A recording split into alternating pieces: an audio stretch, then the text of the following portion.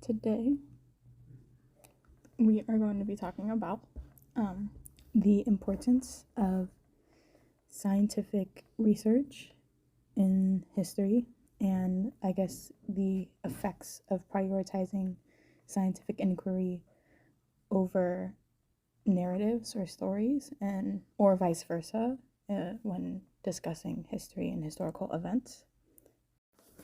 There is mass significance in discussing the importance of scientific research in history as it is based upon fact and reason, which takes precedence over constructed and false narratives and stories.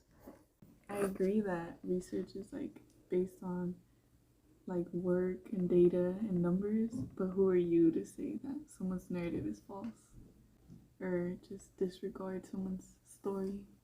Like, who says narrative can't be fact? Yeah. It is understandable to believe that a narrative can be representative of the truth. However, there are those rare cases when a narrative is constructed in a preferred vision and or viewpoint to illustrate a constructed idea. When it was for Yellow Rain, the problem with that is that so many people are listening, so many people are paying attention that they're being falsely given information. Yeah, people are blindly believing in the science. Yeah. They're blindly believing in this factualness. Just because that researcher said, oh, yeah, my work is based off of real numbers and you're just telling a story. Yeah. Yeah. Well, and especially with the Seeley reading. And he was just the entire time using science to disregard the narrative of the Hmong people, of the... Yeah, and then that just creates a barrier.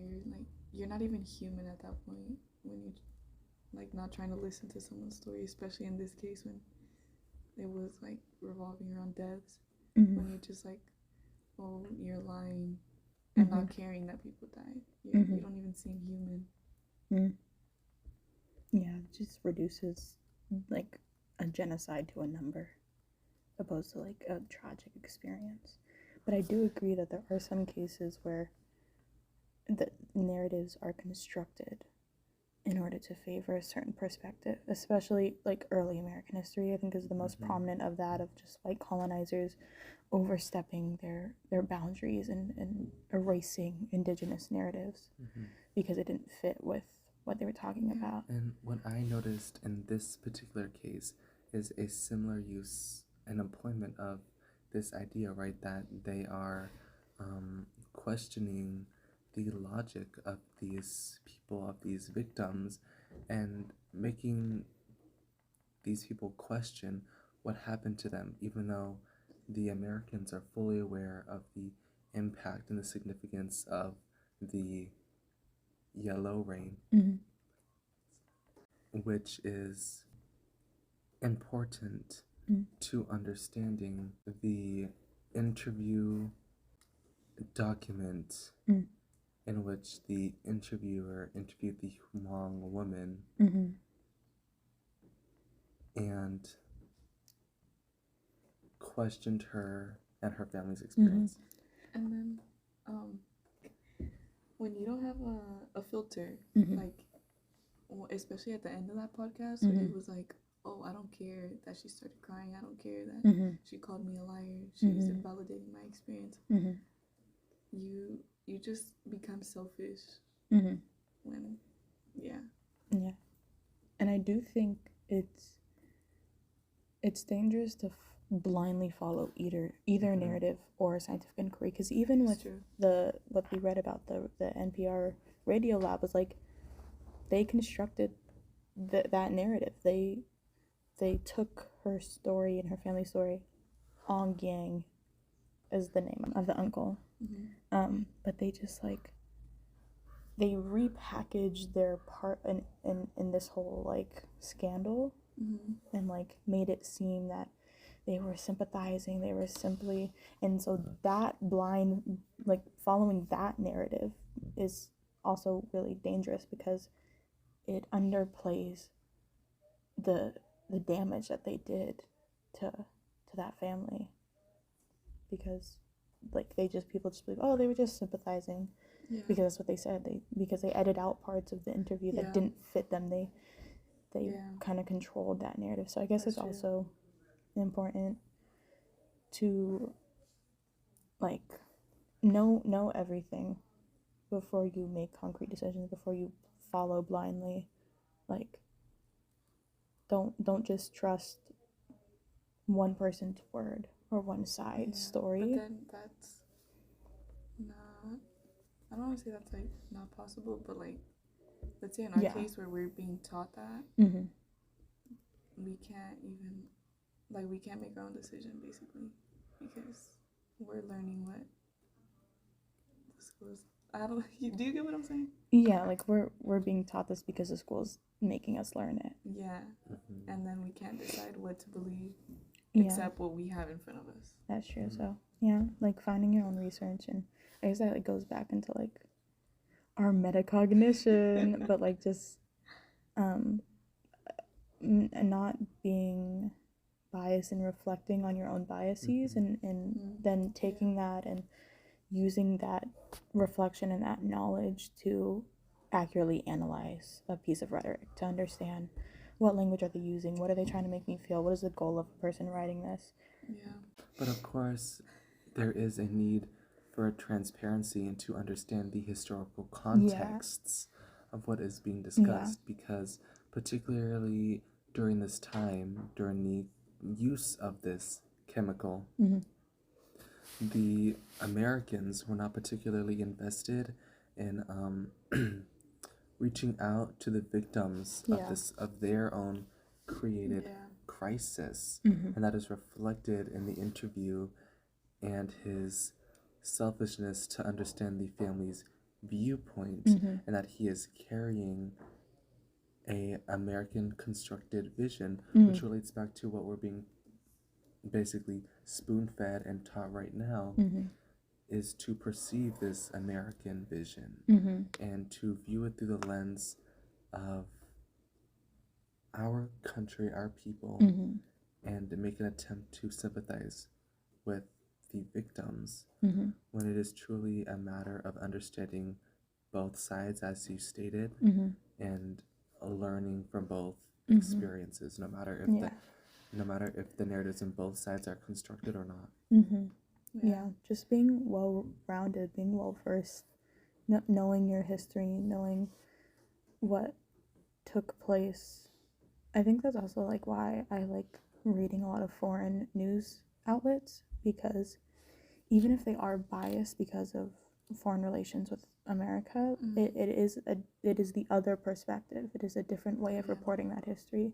So like when I was reading this, I was like interested to see how it was reported in Laos. Like how was this news covered elsewhere, and how did China respond, because the communism was stemming from their reaching of trying to spread their communist party, and how was this reported in Vietnam, since the Viet Cong were taking That's true though, because weren't they like when it was a Vietnamese war, wasn't America like allies? Yeah, with so that's like betrayal on betrayal. Yeah. So like I would want to know how this kind of news is reported, especially in the home country or in other foreign powers, like, or even in like, we got a lot of the American perspective, but the United Kingdom has always been a really powerful player in foreign affairs. So like how did I know nothing about how the rest of the world, and that's because of we're not taught the rest. We're taught our version of the history. We're taught our side of the history, only the parts that we were involved in. We're always wanting to make ourselves a victim. Yeah, like knowing that side because I feel like that would even give me a better understanding of how to approach analyzing this stuff. Because I do realize I come at it from the American perspective. Yeah, and then that's what's dangerous about like that podcast we listen to. Yeah. That it's only the American perspective, Mhm. but they don't even make that clear. Yeah. They're just Yeah. trying to sympathize and trying to be the bigger person, Mhm. knowing they're like And only showing one side. They weren't even the bigger person. What pissed me off in that was like when the guy was like, I know that the scientific stuff wasn't important to her. Then why would you bring it up? If you knew it wasn't important, don't talk about it. Like, I get it. Science is like how we figure things out and like how blah blah blah blah blah. But going back to the question we were actually talking about, like the first question, but like narratives should be like that one guy said in the article, the Behind Losses, Yellow Rain and Tears, the one by Lavecchia. But he interviewed that one, the doctor who originally analyzed the samples and found the toxin. Oh. And that guy, and he at the end, he said like he knew how to separate his work from narrative. He knew how to balance the Yes. scientific inquiry, Because believing in was like- science and believing in Because he stories. was like, yes, I did do that research, but I also know that these people lived through that experience. Who am I Yeah. to prioritize my work? Yeah, because it was that one towards the end of the article, he was like, "What is evidence enough? The story of the Hmong people is evidence enough for me." Yeah. That's something, or what proof would be enough? He asked. Well, to me, the personal firsthand information from the Hmong people is enough, and so like, yeah, he's a good example of like believing in scientific inquiry and believing that science is fact, science is proof and evidence of something taking place, but not neglecting or overshadowing The other side stories that play a big part, especially in genocides and in really any like wars at all. But yeah, I feel like but then you get people like Seeley who are very obviously in favor of. Seeley was the one he was the later scientist, and he went there and he was one of the people who observed the bee feces happening.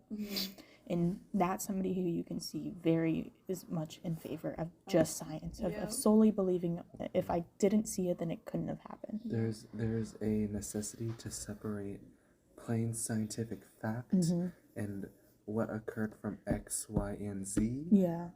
And separate that from any personal biases and what is it? Narratives. Yeah. Yeah.